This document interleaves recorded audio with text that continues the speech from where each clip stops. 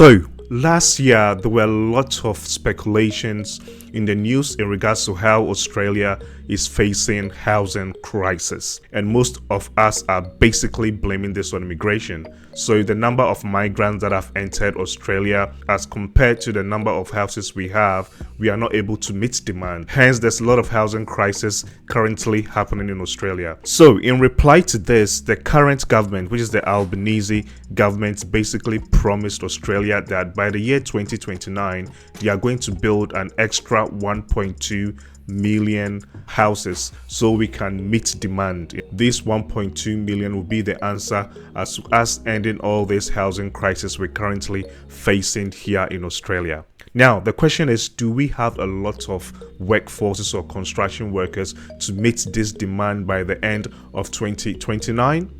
And the answer is no. And most of the states in Australia are basically crying onto the government that if they don't fast track, they don't bring out measures to fast track construction immigrants or construction workers or construction trade persons that are qualified from overseas to migrate to Australia to help build these houses, there's no way we are going to meet the 1.2 million houses by the year 2029. And this brings me to this video. If you're a construction worker living overseas and you are watching this video, welcome. Today I'm basically going to do a deep dive in regards to how you guys can think outside of the box, and this will be like an opportunity for you to migrate to Australia. Before we get into this video, please know that I'm not a migration agent, so please use any advice in this video as general advice only. Do not go anywhere. I'll be right back.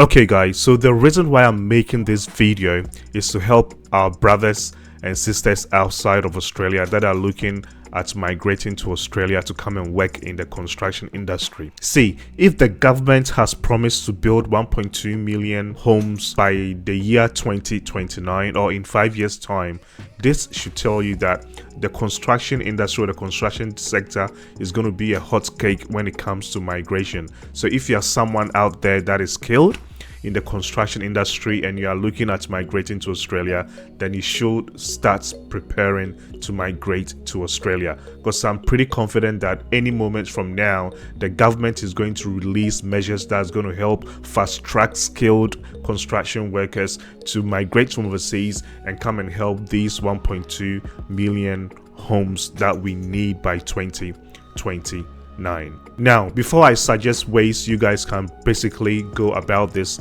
in migrating to Australia, let's read these two articles together. Okay guys, so this article was published by Angus Thompson on the 5th of April 2024, which was last Thursday. Okay, and it reads, "Can we build it? No, we can't. States demand fast track for foreign tradies." So I'm going to quickly read some parts of this article. Victoria, Queensland and Western Australia are demanding the Albanese government find ways to fast track foreign workers into the nations to meet the 90,000 tradie shortfall, thwarting the nation's ability to meet its housing target. So as it reads here, we currently have a shortfall of 90,000 tradespeople. So we need 90,000 or over 90,000 construction workers or tradespeople to migrate to Australia ASAP to assist in building these 1.2 million houses.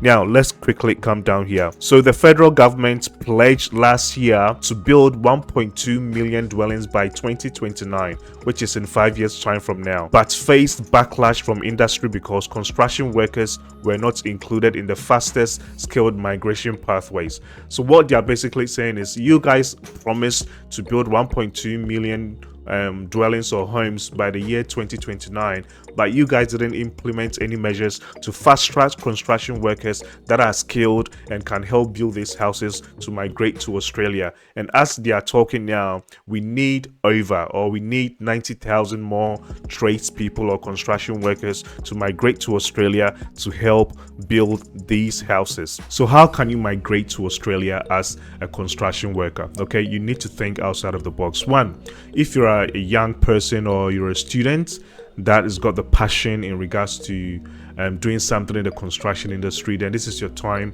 to migrate to Australia on a student visa and come and study something in regards to constructions. Once you finish your studies and you have a bit of work experience, trust me, you'll be able to join the skilled migration route, or you'll be able to find an employer to sponsor you under visa subclass 482 or 494. Okay, so that is one pathway. Two, if you are someone that is already experienced and you are highly skilled in the construction sector, then you can join the skilled migration route. Okay, so you can apply for your skills assessment, and if you're under the age of 45 and you also have like a high point, then you can express your interest, so the government invite you to come and work in Australia in the construction sector. Now the third one is the employer sponsored stream. So again, you go get your skills assessment, then if you meet all the other criteria, then you look for an employer to sponsor you, so you come to Australia and come and work for that employer. And the last but not the least is for those that have the skills, okay, when it comes to the construction industry, but they don't have the certain qualifications to meet some of the criterias, okay, when it comes to migrating to Australia to come and work in the construction industry. And for these people, I always tell them to target the DAMA. So the DAMA is like a special contract most of the regional areas have with the government to apply some concessions. So this concession maybe you will not be required to go get your skills assessment done, maybe you will not required to provide proof of English proficiency, and also if you are of a certain age too, they'll be able to waive that. Yeah, so if you are someone that is like, you've got a skill set but you don't have any qualification, or you are finding it difficult to meet like the English language requirements, and also you are of a certain age, you'll not be able to meet like the skilled migration route pathway, then looking at the DAMA is something you can also look into. Let me quickly show you guys. So let's say if you want to target South Australia, all you guys know South Australia is a regional area in Australia, okay? So I'm on the South Australia government website, so migration.southaustralia.gov.au. When we come here, so I've clicked on the link DAMA, the South Australian Designated Area Migration Agreement. So that's what DAMA means.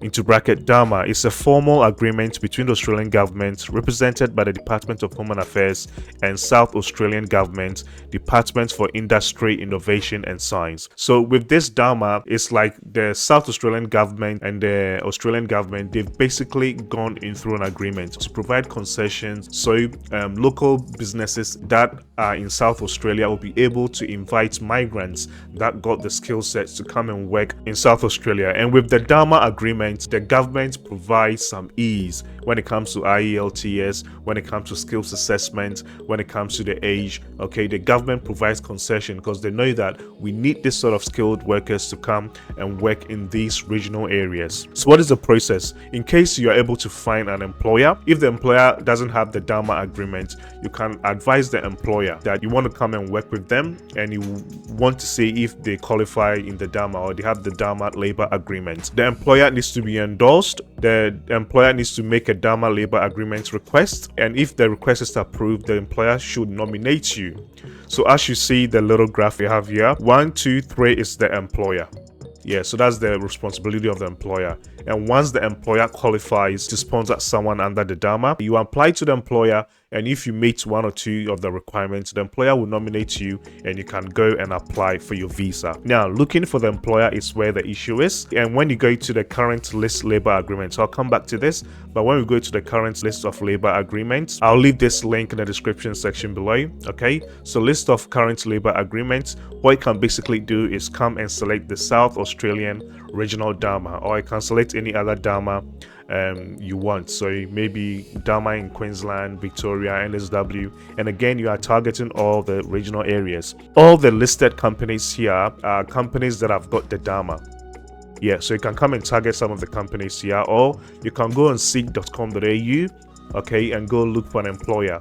And if the employer is willing to sponsor you, Then you tell the employer if they can sponsor you under the DAMA, and the employer will basically contact their migration agent or lawyer, and they'll take them through the DAMA labor agreement application. And when they get approved, they'll sponsor you to come and work for them. Now, what do you have to do? Okay, so before you start going to look for an employer, let's do a bit of demonstration here. So if I'm a construction worker, this is what I'll basically do. So we'll come back here and I'll go on the occupation list. Okay, so I'm still on the South Australia government website. So occupation list, and when I click on occupation list, we've got two occupation lists. So we've got the skilled occupation list. So this is for people that are skilled, okay, people that can meet the requirements. And we have the DAMA occupation list. So this is what you should be targeting. So we click on the DAMA occupation list. Let's say I'm a construction worker, okay, I'm a construction trades person, and I want to migrate to Australia, okay, using the DAMA route. So I'll quickly come down here and look for something that goes with my skills. Okay, so South Australia agreement, okay, non-ANZ scope occupations. So let's look for, voila, I found one here. So civil construction trade worker. So civil construction trade worker, I'll just go click on this link and now read the details here. So when we look at a skill level, this is skill level 3, okay. So availability, whole of South Australia. So once you get selected or nominated by an employer, you'll be able to work anywhere in South Australia. So skills and work experience requirements. So qualification, you must hold a relevant AQF or equivalent certificate 3. Or so let's say if you are someone that is a bricklayer and you are living back in Nigeria, Ghana, Zimbabwe, Zambia, Gambia, Uganda, okay, you need to hold at least certificate 3 and let's say bricklaying or something, okay. If you don't have that, then you should meet the second criteria, have at least 3 years of relevant work experience undertaken within the last 5 years to substitute a formal qualification. So if you don't have the certificate 3 in, let's say, bricklaying, then you need to at least prove that you have 3 years of relevant work experience undertaken within the last 5 years. This is so clear, guys. And also with those that can afford it, there's something called RPL, okay. So let's say if you have a bit of experience back home and you can prove your experience, you can submit all your documents to like institutions here in Australia. They'll look at your experience, they'll be able to give you a certificate, okay, if you meet all the requirements. So you bring all the sort of experience and also the sort of company you've been working for in your home country, you submit all your documents, and the authorizing body here will go through your documents, and if you meet most of the criteria, they'll be able to give you, let's say, a certificate 3 in bricklaying. So that's another option. If you need more information in regards to that, I'm going to leave my email in the description section below on the screen. Just email me and I'll take you through the process. Now they also have work experience. You must have a relevant work experience of at least 20 hours per week for. So in case you want to apply for Visa Star Plus 4A2, you need to show evidence that you've been working at least 20 hours per week. For, let's say, if you are a bricklayer, you've been working at least 20 hours per week doing bricklaying. Okay, now they've also got a skills assessment. You must hold a skills assessment undertaken by the Department of Industry, Innovation and Science, DIIS, in its role as the designated area requirement. And again, there's concessions. So if they look at your your qualifications and you meet all the requirement, then basically they can waive the skills assessment for you, because you are doing the skills assessment not through Vet Access, but you are doing it through DIIS. There's a document here, you can just click on it and read further. Concessions, so they've got age concessions here. So if you are coming under Visa Star Plus 494, you must be under 55 years, which is awesome. If you're applying for Visa Star Plus 482, then there is no age limit. But when it's time for you to apply for your permanent residency, then I think you still have to be under 55 years of age when applying for your Visa Star Plus 186, which is the permanent residency. And if you're going straight for the 186, which I don't think most of you guys will meet, you need to go through 482 or 494 first, then you must be under 55 years of age when applying. And as it states here, I didn't see any English language requirements here, which basically means you get concessions when it comes to your English language. There's no English language requirement here. So these criteria is very, very easy. Very, very, very easy to meet. So if you are targeting the Dharma, I can see start an application here. Do not click here because this is not applicable to you. You have to go look for an employer first. Go and look for an employer. So for example, let's go on seek.com.au. Then when I come here, I'll just type in construction, or let's say, and I'll add 482, okay, meaning visa 482. I'll leave this blank. I'll come here and I want to target the whole of South of Australia. Okay, South Australia. Then I'll go seek. Okay, so they are going to have like a lot of job vacancies here. Okay, then Adelaide, South of Australia, project engineer, concreters. Yeah, so you can apply construction supervisors. You can basically apply to any of these, and if the employer likes you, okay, you can tell the employer to sponsor you under visa subclass 482 through the Dharma, or visa subclass 494 through Dharma. Okay, again, you can type in like a specific thing, like maybe brick layer. Yeah, so bricklayer, and again South of Australia, and stonemason, bricklayer, repointer. Okay, you have a lot of vacancies here, and you can target these sort of what you call employers to come and sponsor you. I hope I've made justice and I've made everything clear here. And there you go, guys. If you have any questions, please feel free to comment below, and Kwame Chumesi, I'll do my best and answer your questions for you. And as I said, you can either come through here as on the student visa and come and study something in regards to construction. Okay, so once you finish your education, then you move on to the skilled migration route. My name is Kwame Chumesi.